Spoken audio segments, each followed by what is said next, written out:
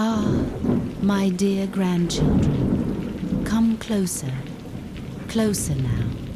I know you think you're safe in your homes, with your deadbolts and your Ring doorbells and your pretty little phones that track everything.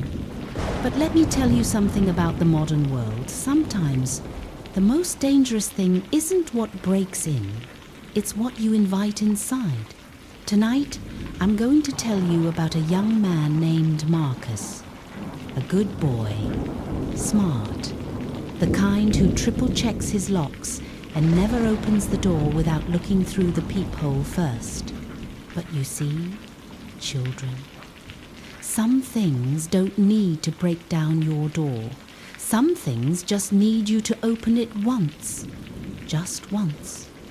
This is the story of the pizza delivery guy who wouldn't leave. Now settle in. Turn off your lights if you dare, and whatever you do, don't answer the door tonight. I never thought ordering pizza would ruin my life. It was a Thursday night in October, one of those evenings where the temperature drops just enough to make you want comfort food and zero human interaction. I'd been grinding through a double shift at the warehouse all week, and my body felt like it had been put through a trash compactor. My studio apartment in downtown wasn't much, just a glorified box with a Murphy bed and a bathroom the size of a closet, but it was mine, and all I wanted was to eat garbage food and watch garbage TV until my brain shut off. I ordered through one of those apps. You know the ones. Pepperoni pizza, extra cheese, garlic knots, estimated delivery, 35 to 45 minutes. I tipped well $8 on a $22 order because I'd done delivery work before, back in college, and I knew how much it sucked. While I waited, I scrolled through my phone, barely registering the stream of TikToks and Instagram reels. My apartment was on the 4th floor of an old building, the kind with narrow hallways that smelled like mothballs and curry. The elevator had been broken for 3 weeks. Nobody fixed anything here unless someone literally died.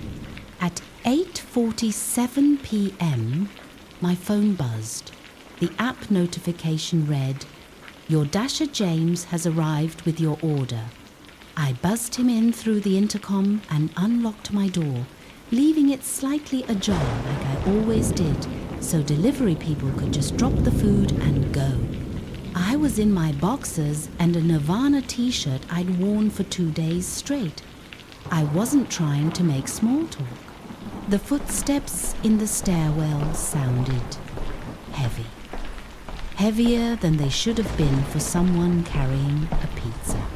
They had this weird rhythm to them, step, drag, like one leg wasn't working right. I stood by my door, waiting. The footsteps got closer. 4th floor. My floor. Then they stopped. I counted to 10 in my head. Nothing. No knock, no movement. "Hello?" I called out, pulling the door open wider. The hallway was empty.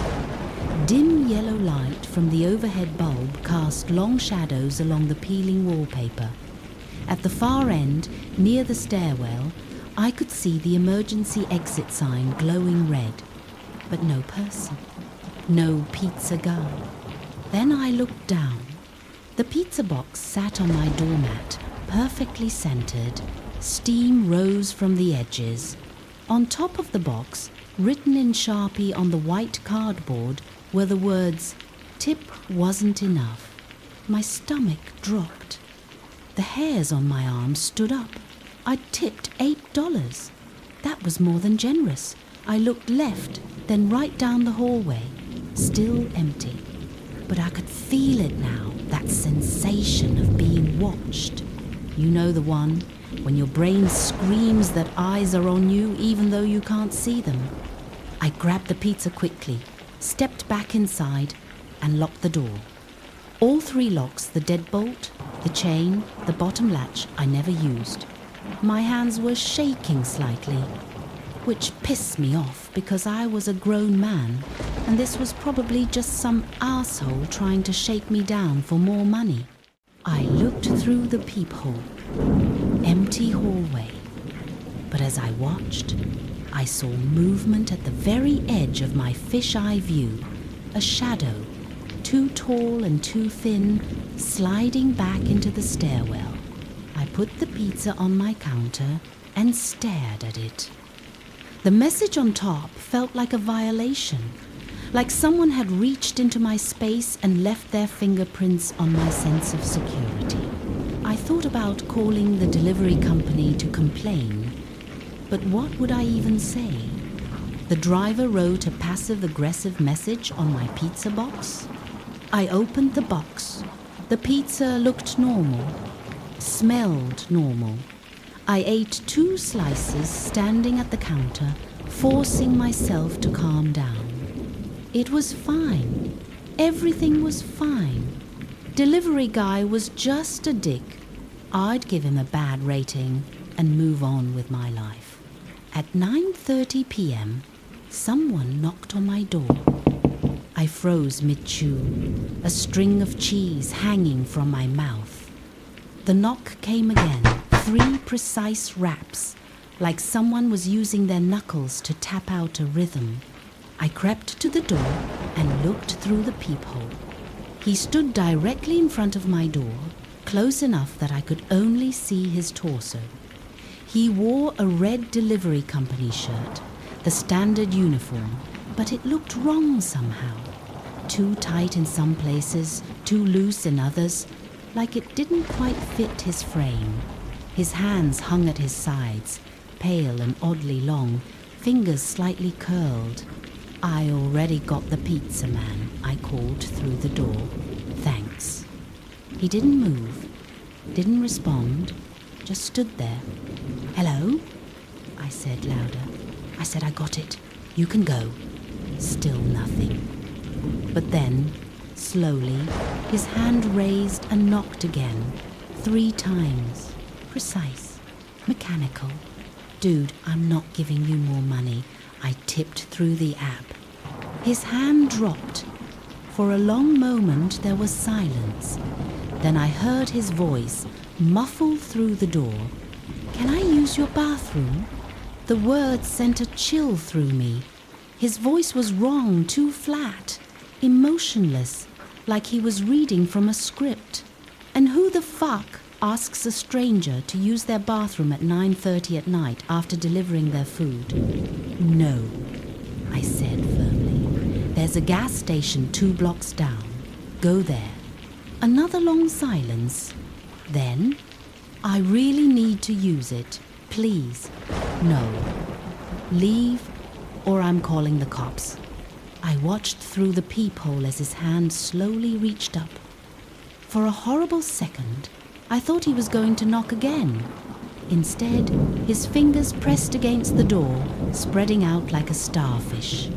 I could see the dirt under his fingernails, the weird length of his fingers. They had to be 6-7 inches long, too long for a normal hand. Then he dragged his hand down the door, nails scraping against the wood with a sound that made my teeth hurt. I'm calling the cops right now, I shouted. The hand stopped. He took a step back, and finally I could see his face. I wish I hadn't looked. His face was off. That's the only way I can describe it. He had normal features, eyes, nose, mouth, but they were arranged in a way that made my brain scream wrong. His eyes were too far apart. His mouth was too wide, stretching almost to his ears when he smiled. And he was smiling. A huge, impossible smile that showed too many teeth. Next time, he said in that dead voice, tip better. Then he turned and walked toward the stairwell with that same dragging walk, step, drag, and disappeared. I stood at the door for a full minute, breathing hard. my heart hammering against my ribs. Then I grabbed my phone and called the delivery company. It went to an automated system. I hung up and tried the app, looking for a way to report the driver. That's when I noticed something that made my blood run cold. The order confirmation showed my delivery had been completed at 8:47 p.m. The driver's name was listed as James P., but under his profile picture, a generic silhouette placeholder, it said, "Account suspended. Fraud." I hadn't been delivered to by James. I'd been delivered to by someone using a dead account. I didn't sleep that night. I kept my lights on, sat on my bed with a kitchen knife next to me, and listened to every creak and groan of the old building. Around 3 a.m., I heard footsteps in the hallway. They stopped outside my door. I stared at the gap under the door, watching for shadows. 2 shadows appeared, feet standing just on the other side. They didn't move for 10 minutes. Then they shuffled slightly, and I heard that voice, barely above a whisper. "I know you're awake." I didn't breathe, didn't move. After what felt like an hour, the shadows disappeared, and the footsteps retreated down the hall. Friday morning, I called in sick to work. I was exhausted, paranoid, and seriously considering breaking my lease and moving back in with my parents across town. I spent the day researching what to do, filed a police report online. They said they'd send someone by, but never did. Tried calling the delivery company again, got nowhere, and triple-checked every lock on my door. By Friday night, I'd almost convinced myself I was overreacting. It was some psycho gig worker, probably doing this shit to multiple people. He'd gotten his jollies scaring me and had moved on. At 8:45 p.m., someone knocked on my door. Every cell in my body went ice cold. I looked through the peephole. He was back. Same red shirt, same impossible proportions. But this time, he was holding something. A pizza box. A new pizza box. On top, written in Sharpie, "Free delivery." "I didn't order anything," I said through the door, my voice shaking. "I know," he said, that dead smile stretching across his face. "This one's on me. An apology for last night. Go away, or I'm calling the cops." "You already did that." His head tilted to one side, too far, like his neck was made of rubber. "They're not coming. No one's coming. It's just you and me." He set the pizza box down on the doormat, then straightened up. "You're going to eat that pizza. And when you do, you're going to taste what happens to people who don't appreciate kindness." "Fuck you," I screamed. "Get away from my door." He didn't move. He just stood there, staring at the door like he could see through it. Then, slowly, his hand reached into his pocket and pulled something out, a key. My stomach lurched. It looked like my key. The same keychain, the same worn brass. "Did you know," he said conversationally, "that most people leave their keys on the counter by the door, right where you can reach through a mail slot and grab them with something long and thin?" My eyes shot to my kitchen counter. Empty. My keys, they were gone. They'd been there this morning. I was sure of it. He slid the key into my lock. I heard the deadbolt turn. I ran. I grabbed my phone and sprinted to my bathroom, the only room with a lock, and slammed the door. I fumbled with my phone, dialing 911, but my hands were shaking so badly I kept hitting the wrong buttons. From the living room, I heard my apartment door open, heard his footsteps step, drag, step, drag entering my space, I finally got 911 to connect. 911. What's your emergency? Someone broke into my apartment, I whispered frantically, giving her my address. 4th floor, unit 412. He's inside right now. Please send someone. Sir, stay on the line. Help is on the way. His footsteps moved through my apartment. I heard him in the kitchen, heard cabinet doors opening and closing, heard him humming something, a tuneless, droning sound that made me want to claw my ears off. Then the footsteps approached the bathroom door. Marcus, he said softly. My name. He knew my name. Marcus, I can smell you in there. Smell your fear. It's delicious. The doorknob rattled. I backed up into the bathtub, holding my phone in one hand and a plunger in the other, like it would do any good. The police are coming, I shouted. They're on their way. No, he said. They're not. I cut your phone line. You're talking to nothing. I looked at my phone. The call had dropped. No signal, no bars, just a black screen reflecting my terrified face. The bathroom door began to splinter. He was kicking it. Each impact shook the frame, sent cracks spiderwebbing across the wood. I could see his foot through the widening gap, pale, too long. The toenails thick and yellow like claws. Why are you doing this? I screamed. The kicking stopped.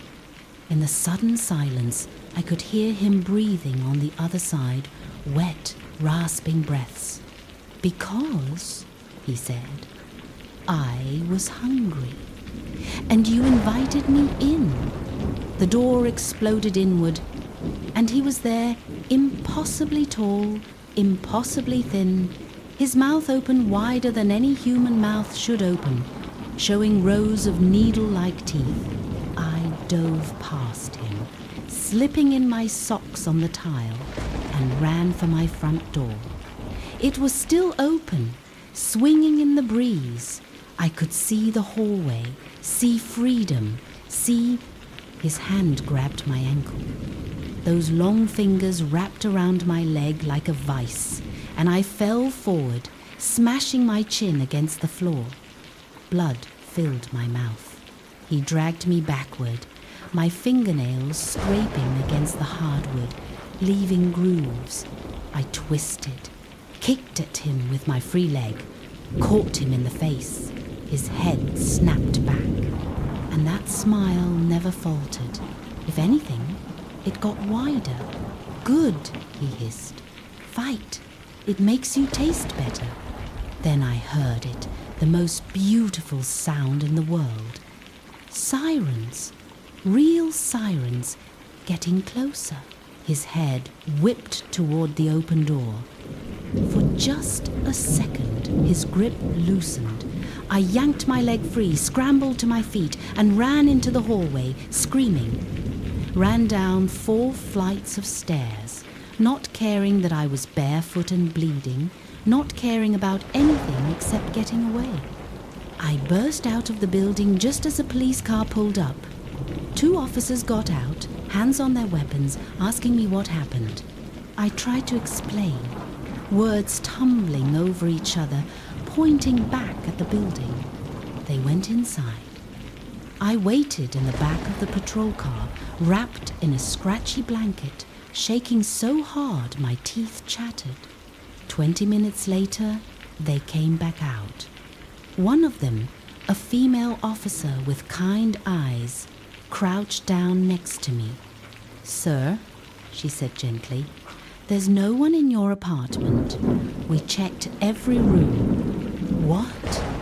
"No, he was there. He broke down my bathroom door. Your bathroom door is fine. There's no damage anywhere. Are you sure you didn't have a nightmare, or are you on any medications?" I stared at her. "Check my leg. He grabbed me. There should be bruises. She examined my ankle with her flashlight. Smooth skin, no marks, no bruises, nothing. But when they let me back into my apartment to grab some things, I saw it.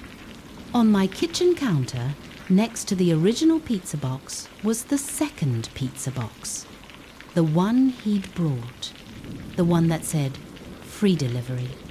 I opened it with shaking hands. Inside was a single slice of pizza, except it wasn't pepperoni. The toppings were small and pink, and I slammed the box shut before I could identify them. The police never found evidence of a break-in.